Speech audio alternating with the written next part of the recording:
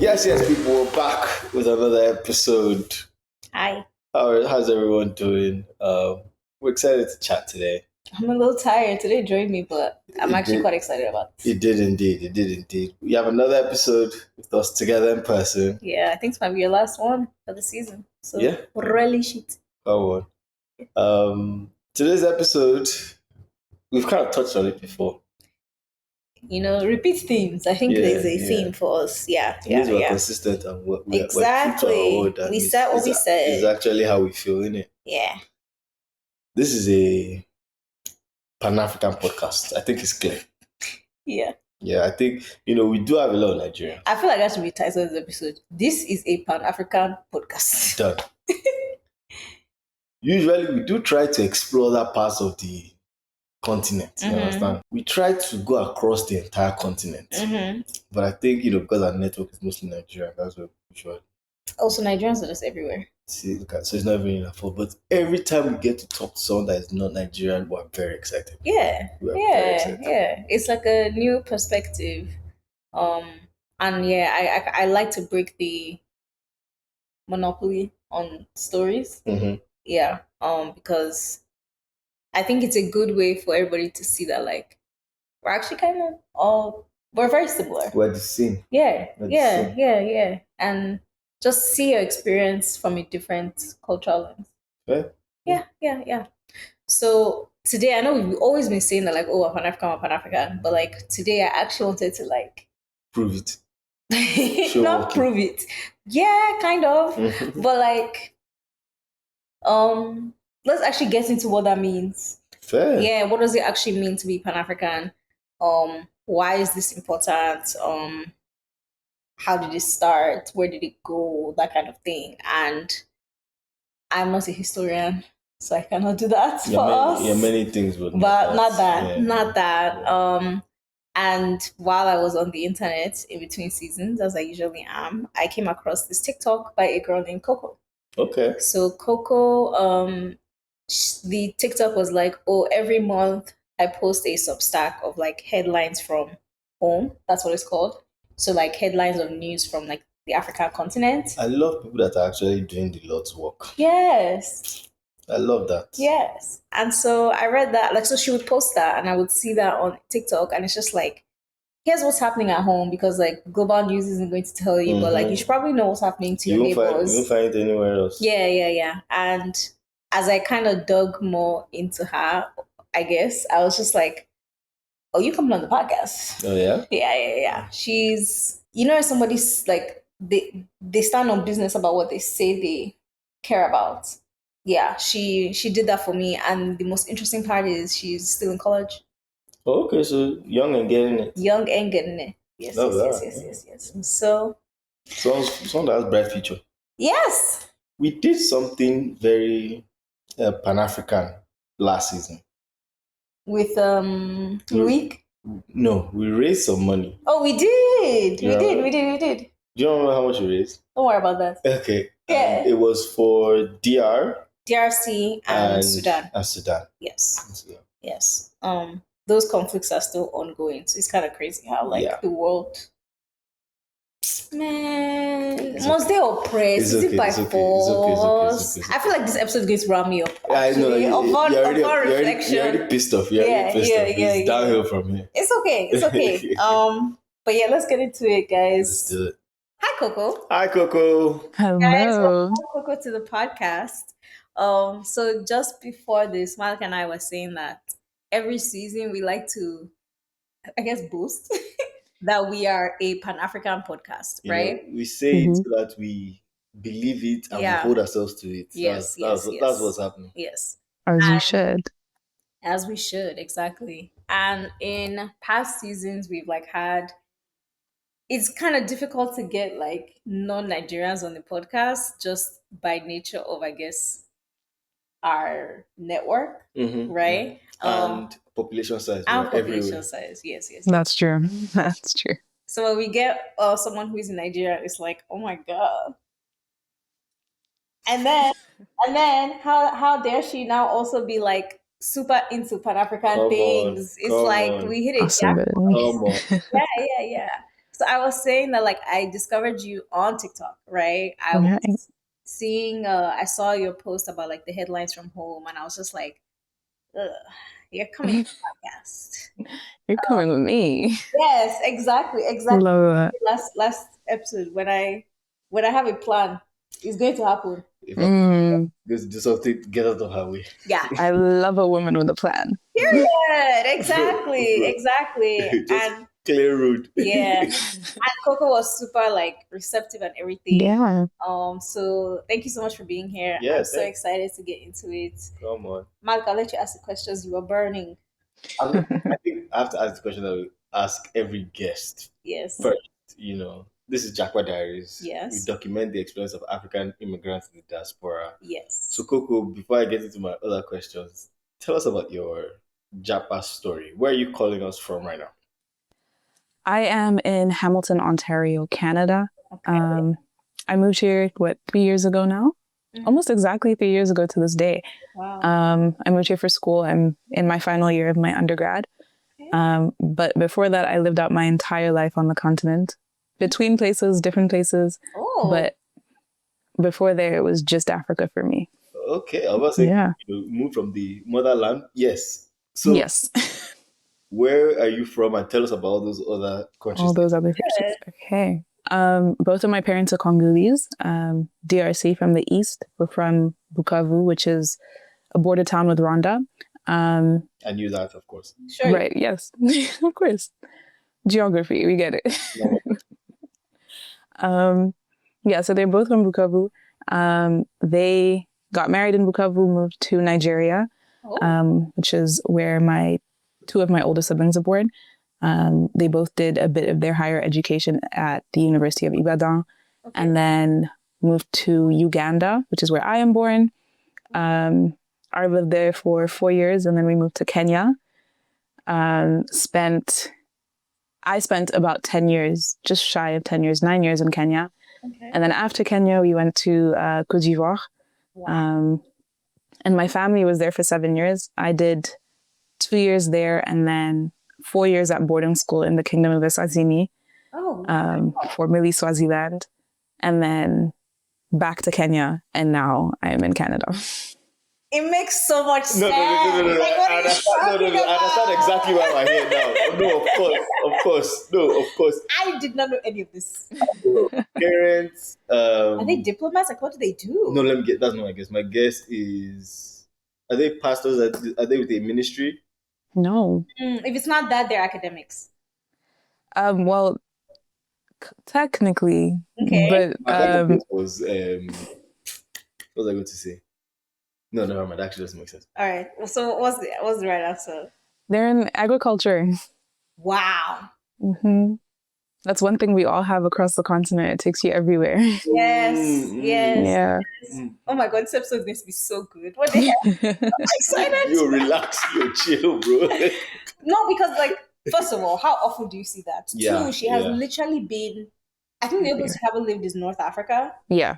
Yeah. But like you've Mhm. been so around you've seen the continent in I all have. You can tell us everything we need to know. Yeah. First of all, where is home? Where would you say home is? Home is always going to be Congo. I've never lived there, but that's my home base. Okay. Considering your house is already Pan-African. Yeah. Bro, like, Very. I'm sure your brothers have Nigerian accents ish. They pull it out when they need it. Fair. Sorry, are they brothers? I just presume that also. Brother and sister. Okay. Very. All right. Okay. Interesting. All right. And did you visit like Congo? Yeah, my parents were very, very careful about making sure that we knew our home. So growing up, it was every 2 years we'd spend a summer in Congo. But as I got older, it was basically every year, maybe sometimes even twice a year. Wow. So I was back last year in August. Nice. Wow. Your parents are starting. Sounds like maybe we'll talk to our parents after this. You know what? Yeah, do you know what? Yeah. Maybe just skip me altogether. No. Now we got Come you. on now. We're having you. Chill out. We're having you. No. Come on. Okay. It's ourselves. Relax. Oh my God. Okay, so talk us through, I guess, coming to Canada. Like, what was that decision process like? So I did the IB diploma program in high school, which is an international baccalaureate. Unfortunately, it's not very recognized by African universities. So the process of getting accepted into an African university was much, much longer. I applied to a few in South Africa, and on the continent. I would have loved to go to school on the continent. I really would have lived out my best life. You're just managing this Ontario. No, she actually You're just managing it. Yes. I am. It's by force, guys. It's by force. Wow. Okay. But yeah, so I did apply to a few universities in South Africa, got into a few, got rejected by a few as well. So that was a very tough learning process. And then I had applied to the US and to Canada, but my only qualm with the US is just, it's hard to be Black in America, hard to be a foreigner in America, hard to be a woman in America. There's too many things. Too many things. At 16, 17, you are like... Yeah, she said the only qualm. No, you mean the biggest qualm? Yeah. The entire qualm itself. Yes. To Japa. Just get me out of here. Yes. Wow. Okay. So Canada, yeah. Yeah, so ended up choosing Canada. And then I chose my school just because they allow for, it's a liberal arts program. So I get to put my courses together and kind of make my degree what I want it to be. Okay. They don't officially have an African studies program to like get a degree in, but because of my courses and the coursework that I do, I can make it African studies because I want it to be African studies. Yeah. Guys, you see why I picked this babe? Yeah. Your brain, you're hearing it now. She built her own course. Yeah. You can't do something like that, I feel like, no? No. I thought about it, but it was too, I didn't like this guy. I just left it all together. And, but yeah. Okay. Okay, so it makes sense, how, you got to this stage of like making this content, sharing all of that. But like, where was the inception, right? It seems like it was embedded in you, but where are you like, okay, you know what? I want to put news out for the rest of my fellow Africans. This is why I think it's important. This is the community I want to serve. Yeah. So I've always been very involved in news. I don't know if it's a common experience, but my dad is one of those who will like play the news and then fall asleep. So it's always news playing in my house. It's the African house. I think that is common. You not trying to change channel. That's now exactly. Now it's, I was watching that. Were you? So I think I was always surrounded by news and obviously African news growing up in Africa. But I think coming here, I was very shocked by just the lack of knowledge of other Black people, but other Africans who just maybe didn't spend as long on the continent or grew up here. And that's like on a basic level, or like the names of countries or the regional locations of countries. So I've gotten Congo is South Africa before. I've gotten Congo is West Africa before. And it was just like, oh, yeah, we're losing the plot. We're losing recipes. Things are going. So that was the first point. And then the second one was being Congolese, I think knowing what's happening at home. I think I see a very big gap between Francophone news media and Anglophone news media when it comes to Congo. And that makes sense because Congolese people speak French. So it makes sense for French news to cover it better. But as someone in the diaspora, as someone not in the French community, I felt like it was just as important for non-French speakers to understand what was happening at home for me. So headlines from home really did start as just Congolese stories and what's happened in Congo. And like, I tried to explain the history behind it, how that informs the current. So that was part of it. And then the other part is I'm constantly thinking about Africa, always. And so in my first year, I think one of the challenges for myself was to stay up to date with African news, even though I'm not there. It's so much easier to see things when you're there, but to go out and seek that information for yourself was very important to me. So I was doing it for myself to start. And then eventually I started doing it as a blog. And then eventually I started posting them on TikTok. And now I'm here. Yeah. I have two questions. All right. I hope I don't forget. All right. First question. The Francophone coverage of Congolese or African-speaking country news versus Anglophone. You said they had better coverage. Is it more bias, less bias? What do you say? What is the difference exactly? I don't even think it's a question of how much bias. I think they have equal amounts of bias. Okay. I think I think Francophone news covers a wider scope of Africa than Anglophone news. Because I think that I'm sure that Anglophone news does try and cover French speaking African countries as well. But I think that the way and the depth that Francophone news gives to even Anglophone countries is much, much more than what like CNN, BBC gives to Francophone countries. Yeah. And because Africa is more French than it is English, Yeah. I think it's just how things ended up being. That makes But sense. yeah, there's still a bit of a divide between the two. For sure. The French still have business in Africa, so Yeah. it kind of makes sense. Yeah. Yeah. The second question was, you said you are shocked about how there are a lot of Africans and Black people that were not aware of like African news and communities and things like that. Was there a demographic? No, I want to start fight. Was there a demographic that was less Aware? willing to taking this information? And like Abim said, was there of the two demographics was one less knowledgeable than the other? You know what was really interesting? I found that people that were born in Africa and then moved were less informed than people who have lived out their lives away from the continent. So I had many conversations. But I'm not shocked somehow. Really? That's surprising. Because think about it, like on the continent, we are pretty divided. Whoever says like we're pretty they divided us. we're not connected. Almost. Yeah.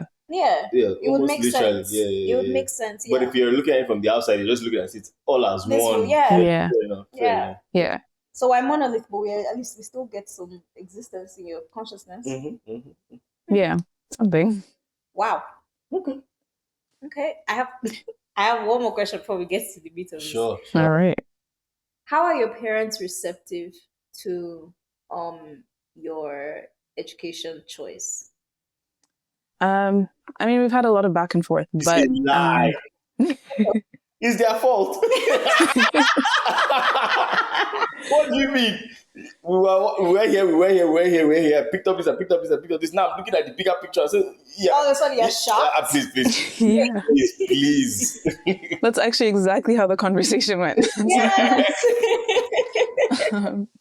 But no, actually, my dad is a sociologist by education. He got his PhD in sociology. It was the sociology of agriculture. So it was a bit more scientific than what I'm doing. But yeah, we had a bit of a debate on it, also because most of my siblings are in the same field.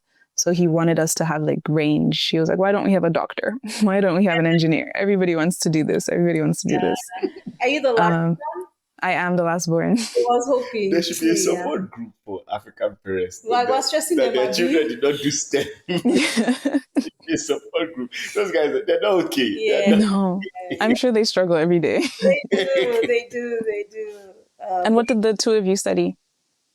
I did. He's an engineer. Oh, okay. So you them their dreams. Yeah. At least this one. Yeah, I left. No, you shallowed them. I did.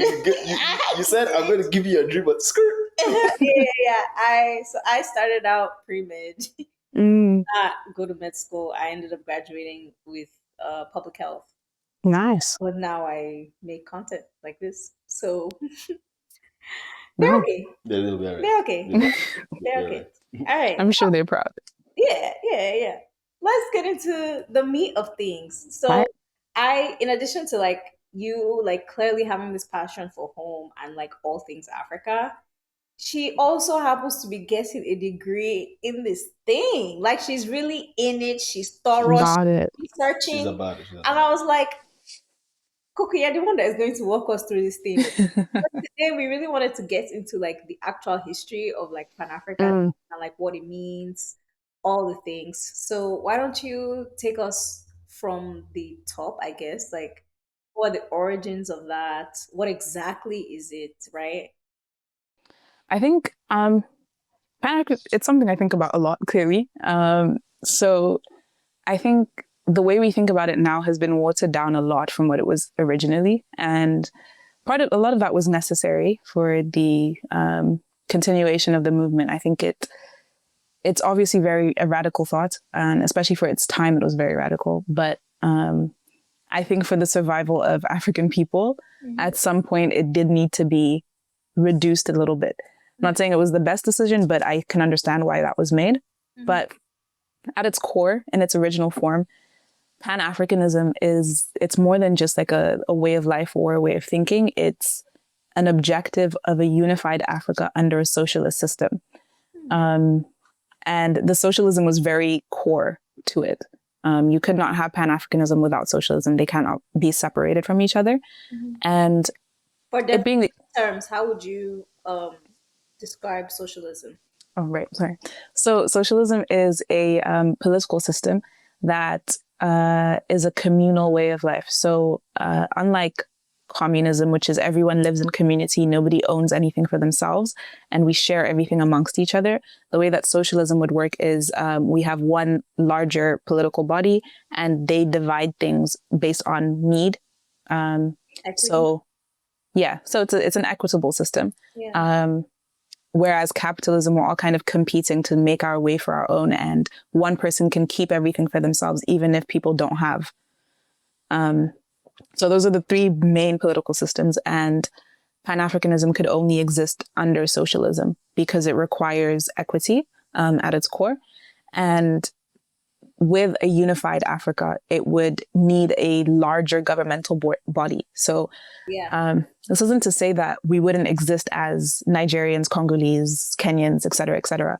Those states would still exist because we exist as people. There's no way to take that away from us. Yeah. But it would mean that we would all report back to a much larger political entity that makes the final decision for us. So the day-to-day of our internal states can still be decided by us, but the larger things like trade, like the economy and things like that would go to a higher up level. Federal government. Yeah, exactly. Yeah. So it's just a federation. Nigeria is a federation. Congo should be a federation. Africa was supposed to be a federation. So that was the idea of it. And when was this timestamp or sort of? So I think the earliest imaginations of it come from mid 1800s, but it's credited more to people who came up right at the crux of the 1900s. So Marcus Garvey, W.E.B. Du Bois, what's his name? Henry Sylvester. Those were the lead Black thinkers on Pan-Africanism at early 1900s. So those are the people that are credited for it the most. I think it's really interesting that we should note that none of them are African. I was going to say, they're all Black American. Well, I must say, this was pretty early too, because I don't think a lot of us had gotten independence. Yeah, they had amalgamated Nigeria. We were just existing as an entity. No. And so the first African thinkers that are credited for Pan-Africanism are Kwame Nkrumah specifically gets a lot of credit for it. And that comes around the 50s, 60s. That's when we start getting independence, most of us. Yeah. But before that, it was largely a diasporic idea. So a lot of what Marcus Garvey was saying was a return to the continent, a return to Africa. That's what he pioneered, and that's what he championed. Marcus Garvey was a Jamaican man, but he lived his life out in America. W.E. Du Bois, also an American, and then Henry Sylvester was, I think, from Trinidad and Tobago. So it wasn't even an American cause, really. It was more coming from the Caribbean. And I think the Caribbean has a very strong African identity. And to this day, I think Caribbean education it covers a lot of African history in a way that we don't reciprocate. So I don't know much about Caribbean history, or at least I didn't learn much about Caribbean history in school. But when I'm speaking to the Caribbean friends I've made through my life, a lot of them will tell me about African history. They'll tell me about Jomo Kenyatta, was another Pan-African coming out in the 60s as well. So that takes us from, what is that, mid 1800s, 1850s-ish to the 1960s. And that's when most of the thought of Pan-Africanism was created. And there's a lot of tension between what people were saying. So even W.E.B. Du Bois and Marcus Garvey didn't like each other. They're both considered the fathers of Pan-Africanism, but they didn't like each other.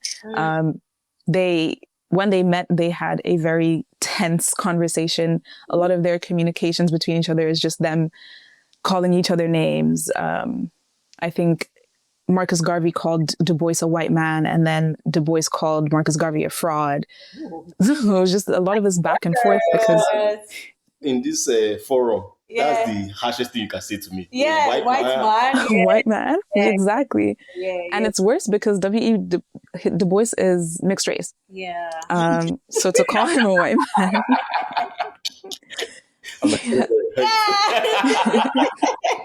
Exactly, him or it hurts. So it's a very contentious school of thought that came up around that time. Yeah. And I think the other interesting thing is these three, so the three main being Marcus Garvey, Du Bois, and Henry Sylvester, none of them started out as Pan-Africans. They got there eventually, but their early theories were very problematic. So Du Bois, his early writings, he has a book called The Talented Tenth. I hate it. I hate it so much. I can't tell you guys how much I hate it. No. You can give us a little bit of why. Yeah. Yeah. So the idea of it is that the most talented 10% of Black people should lead the other 90. And so it puts the power of Pan-Africanism and the political power of any type of movement in this small group of people who are supposed to know better than the rest of us. But the flip side of that is there's been no movement that didn't come from the workers. Yeah. And so for anybody to assume that they know what the workers want without being a worker themselves is just ridiculous. Yeah, it's elitist. Yeah, it was a very elitist practice. But I think later on into his career, he he completely turns. He visits Ghana and his perspective changes completely, basically. As much of it's a bit of a side-eye moment, I don't really know how much I agree with you there. But I think it brings me a little bit of hope to think that even now, a lot of us might not be Pan-Africans ourselves, but there is hope that eventually we'll get there to the same extent that they did. So yeah, that's the first 50-ish years of Pan-Africanism.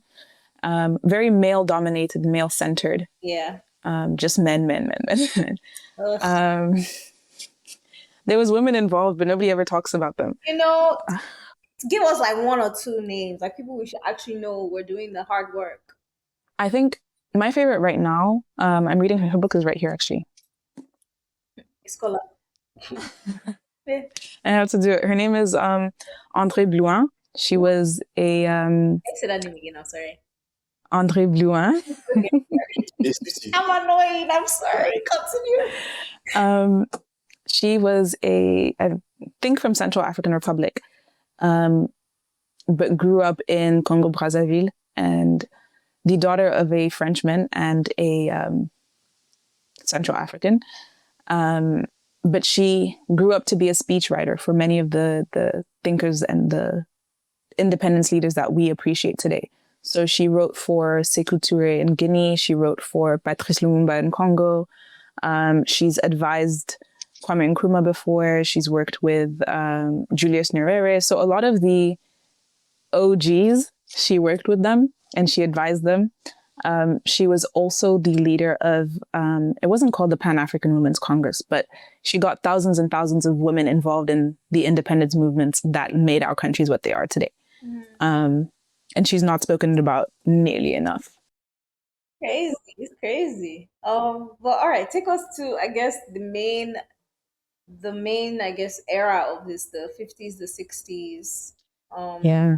I think something that I always found interesting was, well, one, it's interesting that this started in the diaspora, right? Mm-hmm. Two, a lot of the African leaders that we think of, they also sort of had more development of their Pan-African ideals while being in the diaspora. So yeah, tell us about that. So the 50s and 60s being the time most African countries got their independence was probably peak Pan-Africanism, right? And that's because places, even the North African states that today aren't sure if they're African or not. Yeah. That can be a whole podcast episode by itself. Yeah. That could be. It could be. They were very monumental for this because they got their independence before many of the sub-Saharan states did. And so when, for example, Algeria got their independence in the 50s, a lot of our independence leaders, so Kwame Nkrumah, the likes, they went to Algeria and were formed in Algeria. So they were trained both politically, ideologically, and like to fight. Quite literally. Literally, yeah. So I think they connected themselves very, very well in a way that we haven't seen done again. Yeah. So they informed each other. They understood each other's context very well. They visited each other. They traveled together. They did their formations together. If that was, yes, in Algeria, but even in Cuba, they went to Indonesia. They did all these things as like a collective, right? So it makes sense that was. How are they connecting? How are they connecting? Yeah, like how did they meet each other to like say, let's do this together? So I guess the story of Pan-Africanism also is very tied to the story of the Third World, so beyond Africa. But even the Third World as a collective had a very strong connected history. And there were several like conferences and congresses held across the early 1900s through to the 50s, 60s, 70s. And so they would all meet at these conferences. And then the Pan-African Congress, the first one was held in, I think, 1940. And that was led by Du Bois, which is where many of these leaders actually got a chance to meet and speak to each other and share ideas. Also where a lot of fights between Du Bois and Garvey and all these people happened. Everybody's charged. I can see it right now. Yeah. Wouldn't it be so interesting to sit in that room? I just want to see, especially with like insults of the 40s, what were we saying? What was There's decorum inside. I just want to see how they're doing this. And the 3-piece suits and everything. I want to see how they're cussing each other out. Yeah. But yeah, that's how they would connect. So they would organize all of these things where all of them would be, despite the dangers of traveling and despite the dangers of all of them being in one place, because clearly that makes them a target. So that's how they met. That's how they knew each other. That's how they stayed connected. But also people like André Blouin, who I was talking about, she worked in between countries. So she didn't belong to one independence movement alone. So when she would travel on behalf of, and then she ended up being the one to bridge a lot of connections. So between Sékou Touré and Lumumba, she was sent to Lumumba by Sékou Touré, and she helped them build that connection between the two countries. Yeah. We should remember her more. Yeah. So yeah, they lived very connected lives, which is interesting because we're in the most connected phase of humanity ever, and yet it feels like we are the least connected, politically at least, that we've ever been. When did it feel most promising? I think in the 60s it felt most promising. And in general, the 60s was a big time for social movements across the world. But I think the 60s because it was the peak of hope as all these African countries achieved independence. So you hear about all of these speeches at the moment of independence that promised an Africa for Africans. A place for all these people who have been displaced or taken away from the continent to come back to and celebrate. The first year post-independence for most countries was probably like some of the best years for country to country, right? Again, most connected. And because of the way that African leaders were at that time, many held each other's hands through the first stages of independence. And so if Ivory Coast was in trouble, Ghana sent help. If Senegal needed something, it would be Gambia helping. So we stayed connected, we stayed supported, and for some time it was completely African supporting Africans. It wasn't looking to the West for help. We weren't taking IMF loans or anything like that yet. Yeah. So I think why did it work out? Yeah. they sold out. They sold out. They got there and they sold out. That's what they did. Yeah. Who started this? Who messed up? They did, I will say. For the ones that, I think two things happened at the same time. One, a lot of the stronger radical ones were assassinated. And that killed their, sorry, say that again? Assassinated by, well, it depends where you're from, but a lot of them by America. And mostly because, again, Pan-Africanism requires socialism, and because socialism is too close to communism, especially in the context of the Cold War, communism versus capitalism. The FBI and CIA sometimes, like, don't nobody want your country anyways. Oh. You're not even involved. Yes, it's not even about you, dog. No, they have to, like, communism anywhere is a threat to democracy here. You know, they exactly. That's it. Propaganda. Yeah. Yeah. So yeah, because of the threat of communism, a lot of them were assassinated by whatever Western country it was, with help from the CIA, usually. That kills the movement in their own countries, but it also scares the other Africans. So now everyone is being more cautious and more tame. We're walking on eggshells now. We can't yell and scream that we don't need the West, because we know what happens when we say that now. Yeah. Right. But the other part of that was, I think, once in power, there's a lot of attractive things about being in power. And so people stayed and held on to what they could hold on to. Yes. And they just grabbed onto it and they didn't let go. Because I can't even like as Africans, as advice, power. Yeah. Nobody wants to leave office. Yeah. Ever. We love power. There's one guy that just did an election, quote unquote, and he still won. After what country was that? Many to choose from. It was Guinea. Yes. Yeah, Guinea just did that. Yeah. He's been in power for questionable amounts of time. Yeah.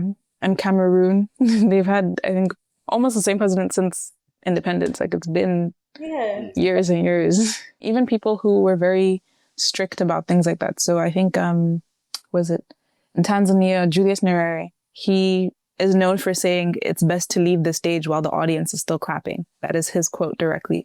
And he became one of the first dictators of the continent. Hey.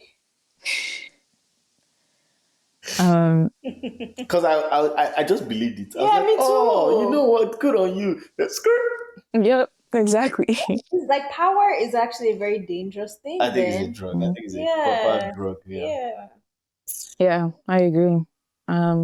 And like, we'll never know what it's like once you get there, but I'm sure that there's something that keeps you there. Yeah. So, where are we now? What do we have left?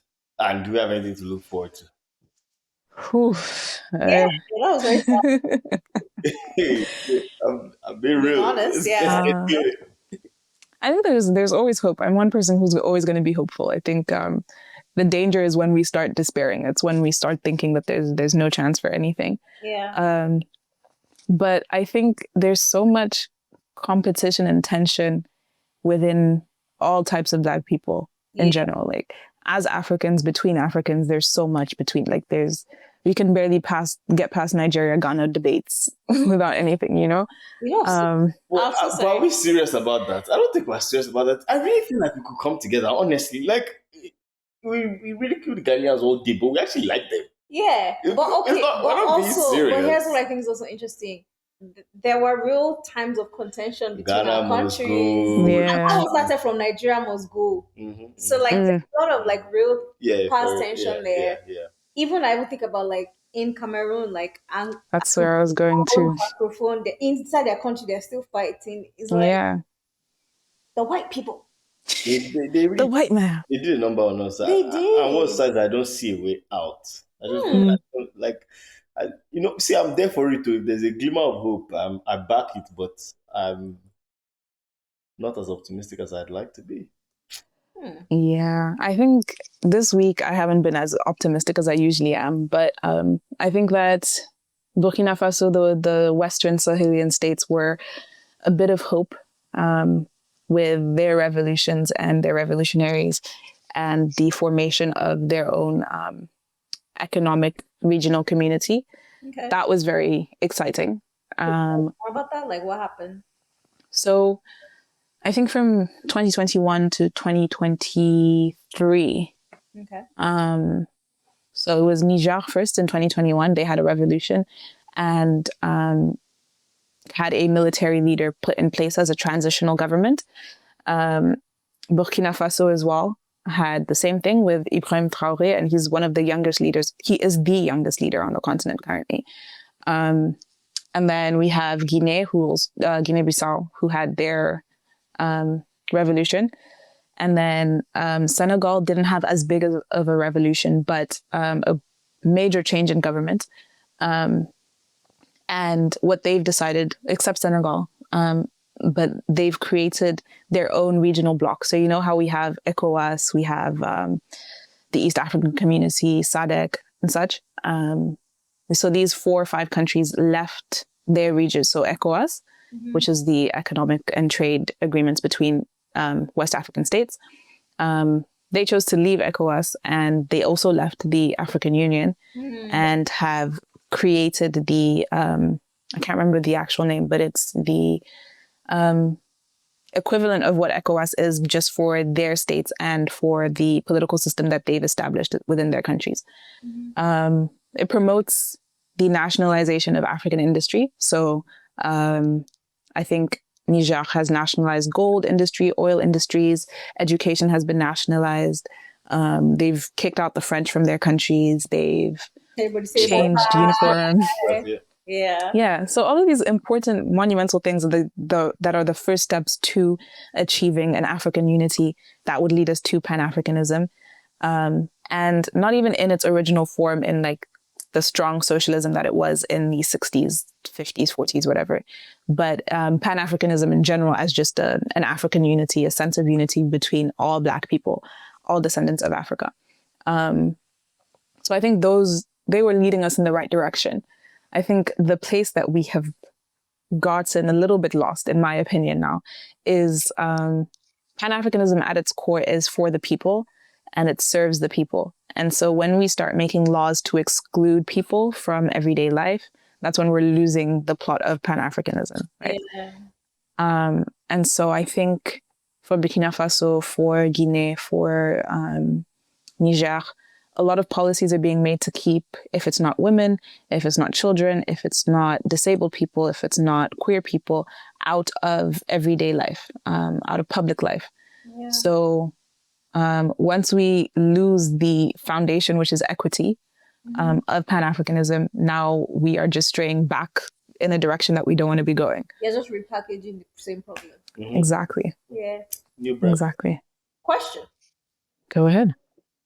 So bodies like African Union and ECOWAS, I imagine that they started out in hopes to achieve that Pan-African idea. What went wrong? Like why would Niger and Guinea-Bissau feel like they have to make their own?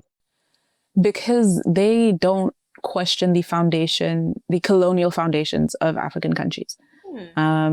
Not that they don't question, they don't do enough to reverse them or challenge them. That's a better word. Thank you. So I remember a few years ago when it was hitting the headlines that French West African states pay France a fee for their independence. These French people. No, I don't think the French caught enough lashings for their wickedness. I think we focus on Britain too much. The French, the French are bad. No, the French are good. bad. Not good. Yeah, they did their biggest one on our continent.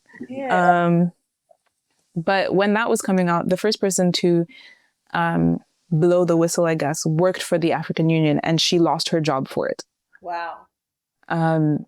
So it's things like that where it's very clear that the point of this is not to promote Africa for Africans or to reverse the damage of colonialism. Rather, it's to maintain a system that at least keeps us favorable to the West. Yeah, it's just appeasing. Yeah. And so that's what the AU does, at least for some people. And ECOWAS does the same. But the reason that these countries decided to leave is that right after their revolutions, all of these states, specifically ECOWAS states, wanted to intervene in the countries to reestablish order, right? But this is, you're saying order, but nobody in the country, people in the country have not spoken out enough for you to justify an intervention. Stay where you are. Thank you. Yeah. Thank you so much. You stay there. Exactly that. And that's what they said. So they left. And I can respect that. Yeah. Okay. Yeah. Are there even more like smaller scale things, maybe even in the diaspora, where people are actually like still playing out Pan-Africanism? Yeah, I mean, I don't think any of the congresses and the conferences, none of those died. There's still a Pan-African Congress. There's still political parties that promote Pan-Africanism, right? To a conference, Abby? We're going. Yeah. Which one would you recommend? I'm gonna have to look at them and find, but the African People's Republic or something like that, AARP. Okay. It's a political party that goes across. It starts in Africa. It has North America, South America. It covers everybody. Okay. But that's the one I pay the most attention to. And if I go FBI, I won't hold you. No. When you're going, let us know. Yes. Well, all goes together. Strength in numbers. Let us know. It'll actually be more fun that way. Yeah, it would be. I agree. I'll have to let you know. Yeah. Okay. But I think, none of those died. But I will say that there's a lot missing in terms of not just unity within Africans, but unity between Africans and Africans in the diaspora. I think we have so many just diaspora debates every week. There's something new. And if it's not at home and in the diaspora? Yeah. Okay. I think so. That's I think yeah. Do you see those? Like, what's the latest discourse we've had? Like, just give me one example. Because I was just thinking about club culture, Dirty December, club culture. It's dumb things. Yeah. So nothing real. Because I was thinking to myself, like, where do I fit in that discussion? Because I am an African in the diaspora, but I always still feel like I'm an African. Even more an African in the diaspora. Fair. Yeah. You know what I mean? I think, the definition of diaspora is very broad, right? So I guess I'm in the diaspora right now, but if I go home do I stop being an African in the diaspora? Do I become just African? Maybe I'm just African. I'll take it. Yeah, maybe I'm just African. Yeah.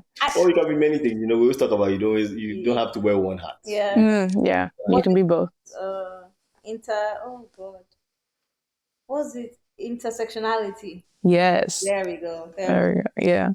Question for you now. I'm actually quite curious about this. Would you guys say do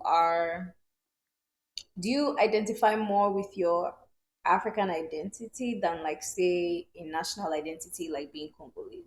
I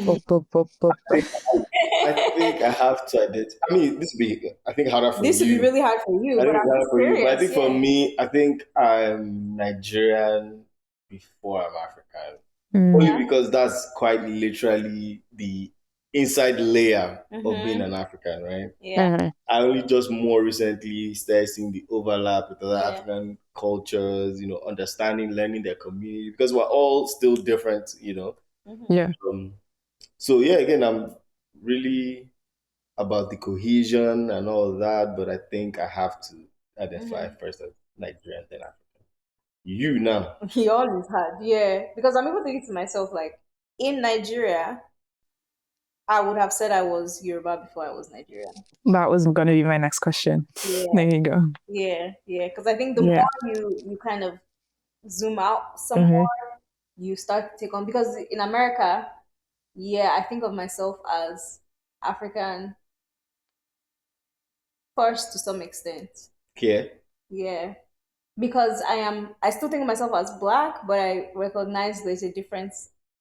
There's some cultural differences in my Blackness versus like the Black American experience. I still think we're all Black, and deeply in the Pan-African movement, but like, yeah, Yeah. it's a part of my identity that sticks out to me more. Complicado, complicado. Coco? Yeah. Oh. um, I think I personally identify as African first That's and it. then Congolese second. Yeah. But it's something that I've come to because I think earlier when I was, well, maybe like 2, 3 years ago, when I would introduce myself, I would say I'm Congolese, but I grew up here, I did this. And I had a very hard conversation with my older brother about the use of the word but, because I'm undermining or qualifying my Congolese-ness by the fact that I've lived in other places. So now I say I'm Congolese and I lived in so and so. But the reason I think I identify with an African culture more is because I have lived in many places, but I'm also I'm a history geek, if you couldn't tell. But I've found the threads that connect us through all of it, right? So I know there's a lot of theories about how Africans started as 4 or 5 major tribes, 4 or 5 distinct and major tribes. But when you look at even that, like our languages, even amongst those 5 major tribes that have become the thousands, there's language connections. There's words that we use as like, I'm from a Bantu tribe. There's words that come from Bantu tribes that the Goni people use, that the Nilotic people use, that shows that at its core, we are one people, that we really did just come from one group and became what we became. But I definitely do identify with African more that I've been out here than I would have if I stayed at home. I think you just kind of become part of the bigger picture when you're away from home. But once you're home, it makes more sense to be specific about it. So like beyond just Congolese, I am Mushi. I'm of the Shi tribe. So I would identify as that. In Congo, I'm Shi. In Kenya, then I'm Congolese. Outside of Kenya, I'm African. I would say that is one thing about the immigrant experience that I didn't expect to have, but I'm really glad I did. Being in the diaspora really helped me think more about like my African peers. Like we're the same people. Yeah. We're the same people. I feel a lot more connected to your experience. Yeah. Yeah. I don't know that I would have, I guess, yeah, because maybe we're so not as connected on the continent. I don't know if I would have cared as much about like what's happening in DRC, and now we're like literally doing fundraisers for, countries that aren't ours. So Yeah. that's pretty good. Yeah. I think, when you move away from the continent, you get a global world view. You kind of start having those thoughts. Yeah. Oh my god, Abim, the game show was so fun. When is the next one? Oh my god, Abim, I missed out on the game show. When is the next game night? Ask and you shall receive. On October 3rd, Japa Diaries is back for another game night, just in time for Nigeria's Independence Day. And this time, we're teaming up with Archives for their monthly music lovers game night, Press Play. I'll be your host for this special edition designed exclusively for my Afrobeats lovers, okay? And of course, all that music means we have to dance. The after party is going down right after at Coconut Club and is hosted by our good friends at All the Vibes Entertainment. Tickets for both the game night and the after party are on sale right now at the link in bio.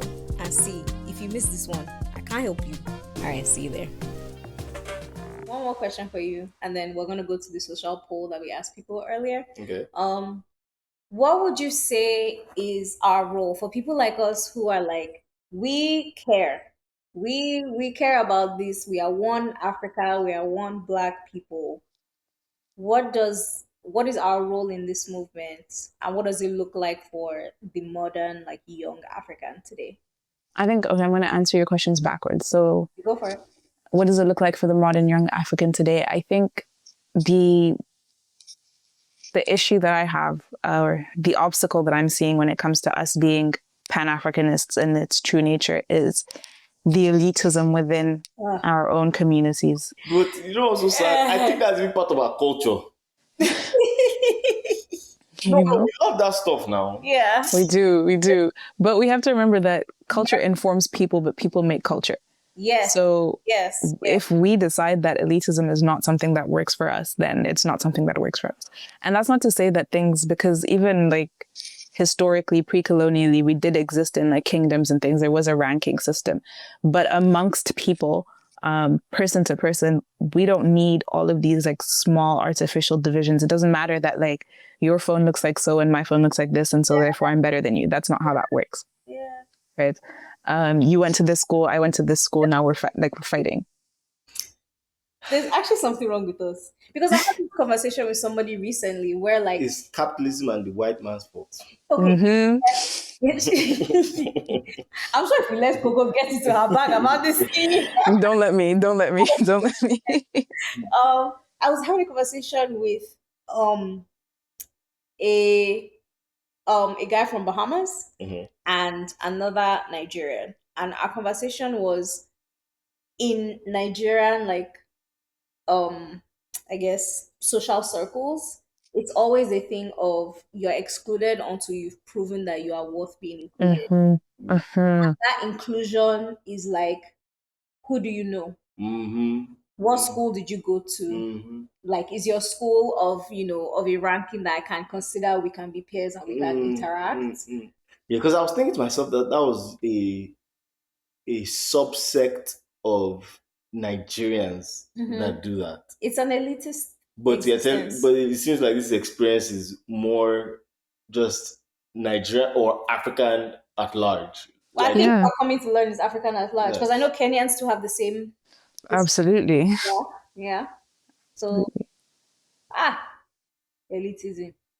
Oh, are dangerous though. It's those upper middle class. No, because Marcus, you said Marcus Garvey? Garvey, yeah. Had the same thing. Yes, That was his origin story. Yes. So maybe Yeah. there is hope, I guess, eventually. Maybe, yeah. I think Yeah. I think part of our responsibility is questioning the elitism that we find in everyday life and everyday conversations. So I think that is the role of young people today. What does that look like in practicality, though? I'm thinking about that. Like, what? You want me to tell you? Yeah. Calling it out In the moment. It's going to be awkward for all of us yeah, now.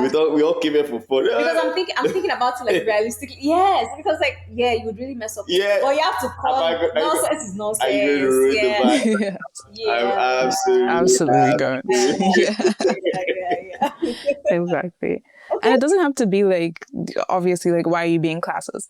The way I do it is I just say, what do you mean by that? Because once someone starts explaining themselves, they'll catch themselves. Yeah. So if you are unable to explain, deflect or change the subject or not really get on it, so like if you want to, you gotta keep you in line. Yeah. He's asking to make questions, you're ruining the vibes. Yes. And then they're not going to invite you nowhere. That's okay. Yeah. I don't want to be in this place anyway. Now you're outside from your community. Hey, don't be practical. That's true. That's how it would go. The price to pay is worth it. The price to pay. It's worth it. It's worth it. It's worth it. Some people died for this. It's worth it. Yeah. We have now. Come on. Yeah. All right. So we asked you guys on Instagram. We said, do you feel closer to other Africans since moving abroad? And you guys said 57% said, oh, for sure. 57. I'm actually a bit. I expected more. Really? Are we just different? I would say more than 50%. I'm happy. Fair. All right. A win is a win. A win is a win. All right. 29% said not sure, to be honest. Okay. Fair. Okay. Some people are on the fence. Yeah, and 14% said honestly no.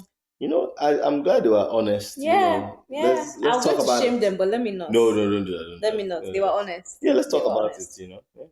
Yeah. Actually, question, I guess for you, Koko, because you're starting out already pretty connected to the African experience. Do you feel like that was even more amplified even after coming here? No, actually, I think I have to side with the honestly no group, which is disappointing. I think my connection to other Africans shrunk, and it might be in part just because my school doesn't have a very big African population. Okay. And so it feels like everyone I run into is from the same like 3-4 countries. Okay.